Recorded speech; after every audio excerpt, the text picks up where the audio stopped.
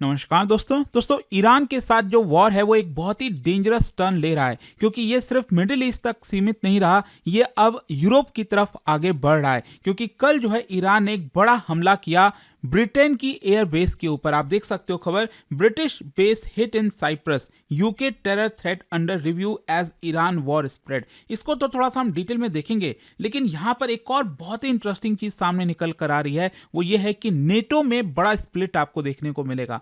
मतलब नेटो के अंदर जो कई ऐसे देश हैं वो डायरेक्टली वॉर में इन्वॉल्व नहीं होना चाहते, वो अमेरिका को सपोर्ट नहीं करना चाहते। ये सिनारियो देखने को मिलेगा और ये कोई छोटे मोटे देश नहीं है, बड़े बड़े देश जैसे जर्मनी हो गया, यूके हो गया, फ्रांस हो गया, स्पेन हो गया, ये सब कुछ मैं आपको डिटेल से बताऊंगा इस वीडियो में। चलिए आगे बढ़ते हैं, लेकिन उससे पहले आप सबको बता दूं, आप में से जो भी लोग यूपीएससी की तैयारी कर रहे हैं, होली सेल चल रहा है इस समय। यहां पर 55% का बड़ा डिस्काउंट आप ले सकते हो। लिंक कमेंट सेक्शन में दिया हुआ है। 2027 का बैच हो या फिर 2028, सभी बैचेस के अंदर प्रीलिम से लेकर इंटरव्यू तक की तैयारी कराई जाती है। ये फोन नंबर है, कोई भी डाउट है, प्रॉब्लम है, इस पर कॉल करिए, मेरी टीम आपको अच्छे से गाइड कर देगी। चलिए शुरुआत करते हैं। सबसे पहले देखते हैं कि हुआ क्या है कि साइप्रस में रॉयल एयरफोर्स अक्रोत्री आपको देखने को मिलेगा। इनफैक्ट मैं आपको पहले थोड़ा सा मैप के थ्रू दिखाता हूं।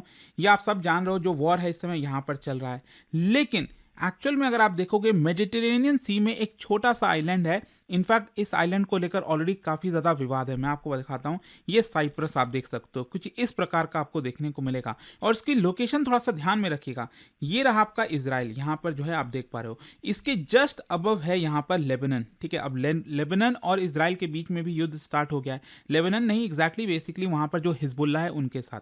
तो यहां पर लेबनान रहा, ऊपर ये रहा टर्की, और उसी के जस्ट नीचे आपको मिलेगा साइप्रस, कुछ इस प्रकार का। अब साइप्रस में भी अगर आप देखोगे, ये जो ग्रीन लाइन आप बीच में देख रहे हो, इसके ईस्टर्न वाला जो पार्ट है ये पूरा ये टर्की के कंट्रोल में है, और ये है आपका रिपब्लिक ऑफ साइप्रस, मतलब इंडिपेंडेंट एक तरह से। लेकिन इस साइप्रस में एक छोटा सा टुकड़ा है जमीन का, वो आपका यूके की टेरिटरी है।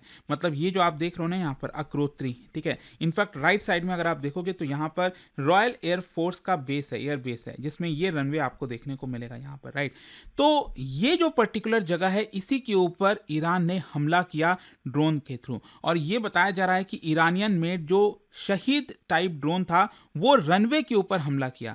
ऑल्दो मैं आपको बता दूं, जो रनवे पर हमला हुआ है उससे कुछ माइनर डैमेज ही आया है, ऐसा कोई बहुत बड़ा हादसा नहीं हुआ है, ऐसा कई लोग मारे नहीं गए। लेकिन हाँ, ये सिंबॉलिक पर्सपेक्टिव से बहुत ज्यादा मायने रखता है। मतलब आई होप आप समझ पा रहे होगे कि कैसे जो वॉर है वो धीरे धीरे करके यूरोप की तरफ आपको आगे बढ़ता हुआ देखने को मिलेगा। अच्छा, यहां पर कौन कर सकता है इसको? देखो, ईरान ने तो किया, ये बात पता है, लेकिन क्या ईरान ने खुद से यहां पर ड्रोन भेजा था या फिर जो हिजबुल्ला है लेबनान में उनके थ्रू कराया? क्योंकि अगेन इस मैप में आप देखिए, ये रहा इजराइल, और इजराइल के जस्ट अबव है लेबनान, और लेबनान के काफी नजदीक है ये। क्योंकि अगर ईरान से ये ड्रोन आएगा, अटैक करेगा साइप्रस में, तो ये इंटरसेप्ट भी हो सकता है क्योंकि ये काफी लंबा डिस्टेंस तय करेगा। लेकिन लेबनान से ये काफी नजदीक है, और लेबनान में आपको मिलेगा हिजबुल्ला, ठीक है, जो कि पूरी तरह से ईरान को सपोर्ट करता है।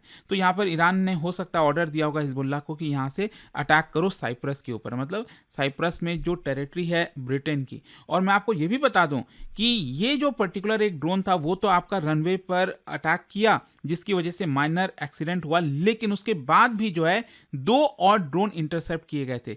मतलब प्लानिंग यही थी कि यहां पर जो रॉयल एयरफोर्स का एयरबेस है उसको तबाह कर दिया जाए, खत्म कर दिया जाए, लेकिन उसको इंटरसेप्ट करके जो है डिस्ट्रॉय कर दिया गया। अच्छा, क्वेश्चन ये आता है कि जो रॉयल एयरफोर्स अक्रोतिरी है वो स्ट्रैटेजिकली क्यों इंपॉर्टेंट है ब्रिटेन के लिए?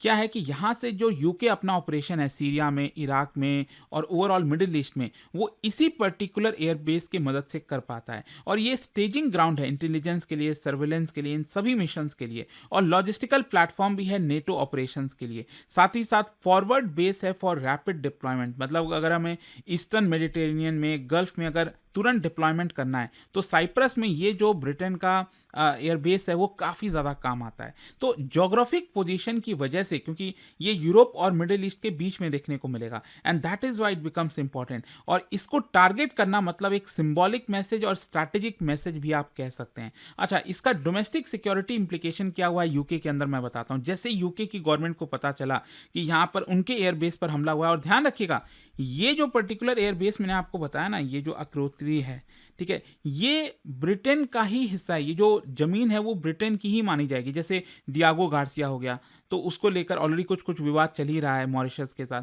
तो इस तरह के ब्रिटेन के कई सारे एयर बेसेस आपको देखने को मिलेंगे जो कि ब्रिटेन की टेरिटरी में आते हैं। तो ये वाला पार्ट भी जो है ब्रिटेन की टेरिटरी का है। तो जैसे ही यूके को इसके बारे में पता चला, तुरंत जो है यूके ने यहाँ पर रिव्यू अनाउंस कर दिया कि आखिरकार जो थ्रेट लेवल है वो कितना ज़्यादा, और पता चलता है कि ये काफ़ी सब्सटैंशियल है। और अथॉरिटीज़ का ऐसा मानना है कि यहाँ पर बड़ा खतरा है ईरानियन लिंक्ड प्लॉट से, क्योंकि ईरानियन लिंक्ड प्लॉट में आपको बता दूं यूके में पहले भी एक बार किया गया है, जिसकी वजह से कई लोगों की जान जाती है। मतलब कि ईरान से कुछ ना कुछ लिंक हमला करने की कोशिश की जा सकती है यूके के अंदर। जो लोन वॉल्फ अटैक्स होते हैं ना, कई बार वो भी करने की कोशिश की जाती है। तो ये थोड़ा सा यूके को काफ़ी ज़्यादा डर है। अच्छा, इसका रीजनल इंपैक्ट क्या होगा, इंटरनेशनल इंपैक्ट क्या होगा? क्या है कि जो कॉन्फ्लिक्ट है वो स्पिल ओवर हो रहा है। मतलब जो वॉर है वो काफ़ी तेज़ी से स्प्रेड हो रहा है ज्योग्राफिकली, क्योंकि यहाँ पर आप इजराइल के बियॉन्ड जाकर यूरोप की तरफ हमला करने की कोशिश कर रहे हो। और जो मिसाइल लॉन्च किए गए हैं towards US forces in gulf countries, ये ऑलरेडी चल ही रहा है।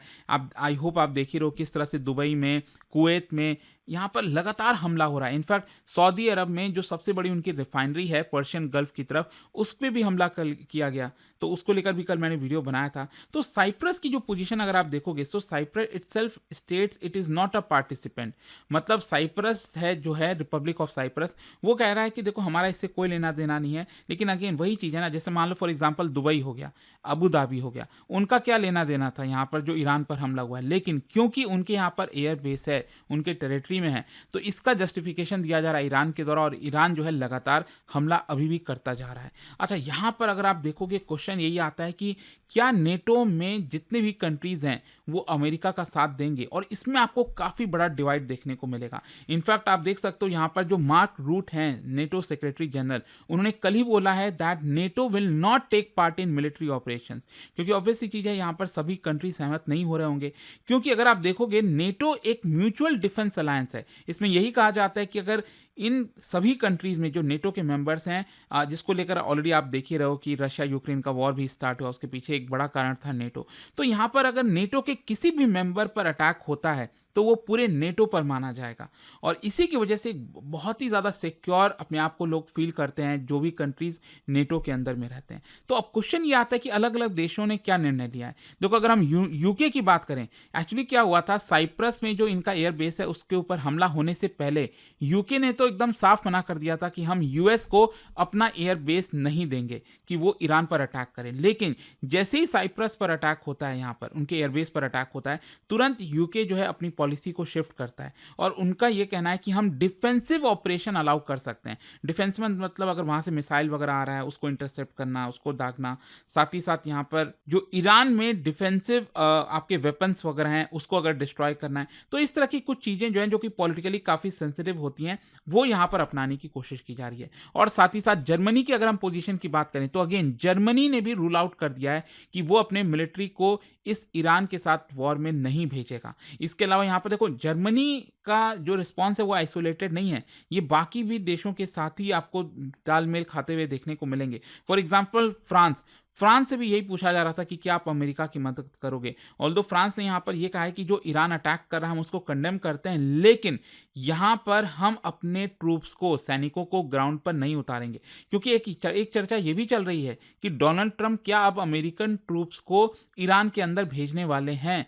इसको लेकर अब चर्चा स्टार्ट हो गई है, क्योंकि जिस तरह से वॉर इस समय जा रहा है, और यूएस ने भी एक्सपेक्ट नहीं किया था कि ईरान की तरफ से भी इतना रिटेलिएशन आएगा। अच्छा, यहाँ पर अगेन आप देख सकते हो स्पेन में जो है वो यूएस के फाइटर जेट्स वगैरह खड़े हुए थे, लेकिन उनको वहां से भी छोड़कर जाना पड़ा, क्योंकि स्पेन की गवर्नमेंट ने भी कह दिया था कि हम ईरान के अगर ऊपर अटैक हो रहा है तो हम अपने बेस को अलाउ नहीं करेंगे। तो क्वेश्चन ये आता है कि क्या ये नेटो में स्प्लिट है। देखो, डाइवर्जेंट व्यूज तो हैं।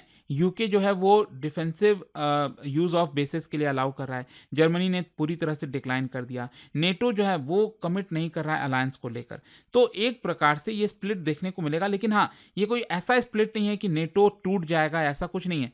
क्योंकि अगर आप देखोगे तो ये कुछ इंपॉर्टेंट पॉलिसी जो डिसीजंस वगैरह हैं वो अलग अलग देश अपने लेवल पर भी कई बार लेते हैं, और कहीं ना कहीं ये भी ऐसा माना जा रहा है कि अगर मान लो कोई भी यूरोप का कंट्री पूरी तरह से सपोर्ट करने लग जाए अगर यूएस को, तो हो सकता है ईरान यूरोप तक भी मिसाइलें भेज दें, क्योंकि उसके पास वो कैपेबिलिटी है कि यूरोप तक तो मिसाइलें जा सकती हैं, लेकिन अमेरिका तक जो है उनके मेनलैंड तक नहीं जाएंगी, और इसी का कहीं ना कहीं अमेरिका को एक फायदा है। So Europe wants to avoid a broader war, एक प्रकार से अगर आप देखिए तो आपको समझ में आएगा। तो आई होप कि जो पूरा वीडियो था आपको एकदम अच्छे से समझ में आ गया होगा कि एग्जैक्टली अभी हो क्या रहा है, किस तरह से ईरान वॉर को स्प्रेड कर रहा है, आगे क्या होगा मैं आप बताता रहूंगा। जाने से पहले एक इंटरेस्टिंग क्वेश्चन आप सभी के लिए, क्या बता सकते हो इनमें से कौन कौन सा जो ज्योग्राफिकल फीचर है साइप्रस के नजदीक है? मतलब इनमें से कौन कौन सा ऐसा है जो साइप्रस के नजदीक देखने को मिलता है? और इसका जो राइट आंसर है आप सब जानते हैं, मेरे इंस्टाग्राम पर तो मिलेगा ही, वहां पर अगर आप नहीं हो कोई बात नहीं, टेलीग्राम से ले सकते हैं इसका सही उत्तर। और दोस्तों जैसा मैंने आपको बताया, अगर आप यूपीएससी की तैयारी कर रहे हैं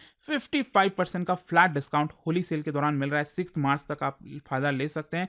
कोई भी अगर आपको डाउट है बैच से रिलेटेड, 2027 के बैच में या फिर 2028 के बैच में आपको क्या मिलेगा नहीं मिलेगा, पर्सनल मेंटरशिप है नहीं है, कोई भी अगर आपको डाउट हुई, और साथ ही साथ अगर आप ह्यूज डिस्काउंट लेना चाहते हैं, इस फोन नंबर पर कॉल कर लीजिएगा and use this code Ankit live maximum discount के लिए।